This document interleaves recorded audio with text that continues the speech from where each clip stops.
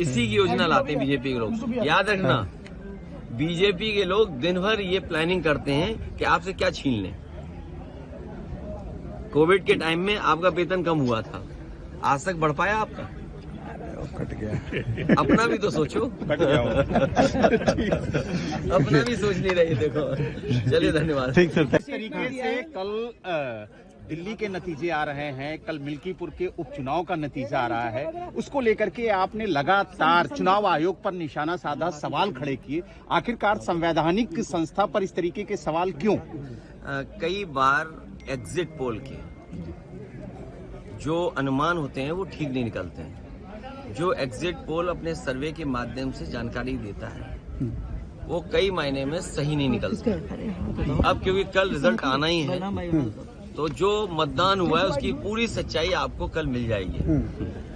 किसकी सरकार बनेगी, किसकी सरकार जाएगी, ये तो दिल्ली की बात हो गई। मिल्कीपुर चुनाव में और मिल्कीपुर चुनाव शुरू होने से पहले अगर आपको याद होगा तो मैं चाहता था कि आप सब लोग वहां आएं और देखें कि वोट कैसे डाला जाता है और वोट कैसे पड़ता है। भारत का लोकतंत्र और खासकर बीजेपी की सरकार में किस तरीके से लोकतंत्र और मजबूत हो रहा है, कितना मजबूत दिखाई देता, वो आप लोग आए नहीं। आपने एक बहुत बड़ी अपॉर्चुनिटी मिस कर दी। शायद ये सदी में एक बार देखने को मिली होती आपको। जैसे ये वाला कुंभ जो है, महाकुंभ की कोई परिभाषा नहीं है, लेकिन क्योंकि जमाना आजकल मार्केटिंग का है और जितना आप उसको कम्युनिकेट कर ले जाओ तो महाकुंभ हो गया। 144 साल का किसी ने प्रमाण नहीं मांगा।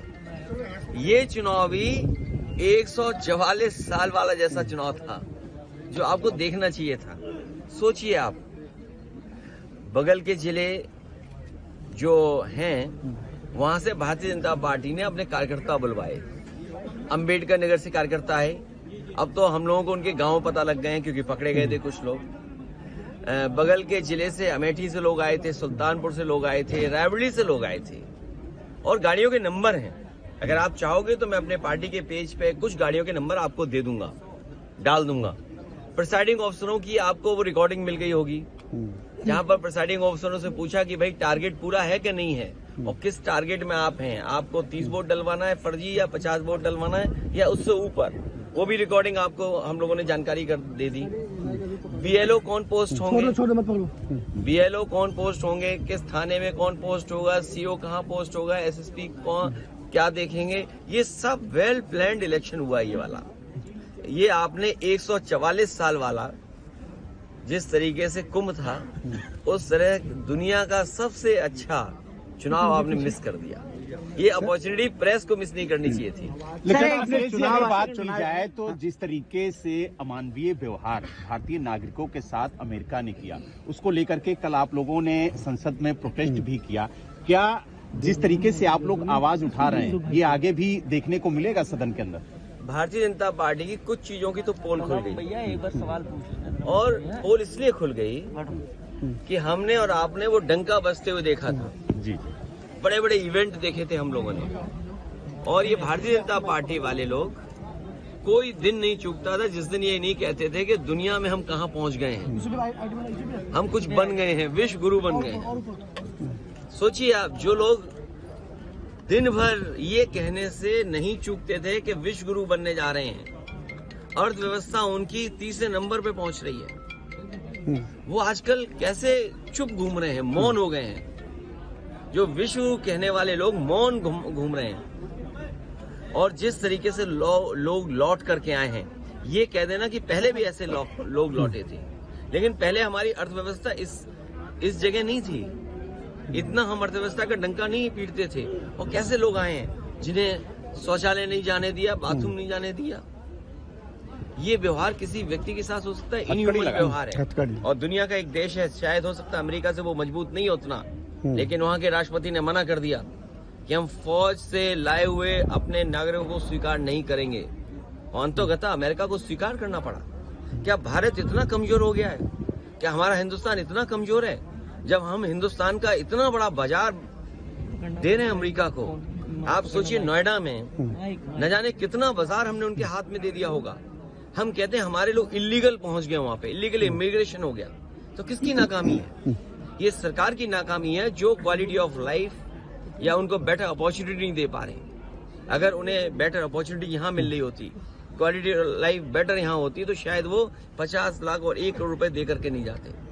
पंजाब के तो चलो 50 लाख रुपए की सुनने में आ रहा है दे करके गए हैं, लेकिन गुजरात वाले तो 1 करोड़ रुपए दे के गए हैं। कम से कम सरकार को जो पैसा दे करके गए हैं उनके सरकार को पैसे वापस कराने चाहिए। और जिस उम्मीद के साथ वो लोग गए थे, घर परिवार के लोग, वही नहीं, भारत के और भी लोग हैं जो अपनी क्वालिटी ऑफ लाइफ बेटर जीना चाहते हैं, जॉब चाहते हैं, नौकरियां चाहते हैं, अपने परिवार की सिक्योरिटी चाहते हैं, अपने परिवार की प्रॉस्पेरिटी चाहते हैं। उनको सरकार मौका दे। अगर मौका नहीं देती है तो ये जो अर्थव्यवस्था में आप दिखा रहे हो ना कि हम किस ऊंचाई पे पहुंच रहे हैं, आप कुछ लोगों को ऊंचाई पे पहुंचा रहे हो, आम लोगों को उस ऊंचाई तक नहीं ले जा रहे। एग्जिट पोल के बाद टीएमसी ने सवाल खड़े किए नेतृत्व पे, आप क्या कहना चाहेंगे? इंडिया गठबंधन को लेकर के भी इंडिया सवाल गठबंधन किए। के नेतृत्व पे सवाल खड़ा किया है। अभी कोई बड़ा सवाल नहीं पूछना है, ये हमारा इंडिया का अंदर का मामला है, ये हम लोग सुलझाते रहेंगे। Thank you. ठीक है सर, थैंक यू। क्या चीज? 27 में पीडीए चलेगा और पीडीए के लोग देख रहे हैं कि उनका वोट कैसे छीना जा रहा है, वो कैसे अपमानित हो रहे हैं। उन्हें एसओ की पोस्टिंग नहीं मिलेगी, सीओ नहीं बनाया जाएगा क्योंकि वो वोट में कहीं ना कहीं आपको दे देंगे। कौन सिपाही पोस्ट होगा? क्या पीडीए परिवार के लोग नहीं देख रहे हैं कि भाई जब पोस्टिंग होगी तो उनके नाम देखे जाएंगे, उनका नाम काट दिया जाएगा।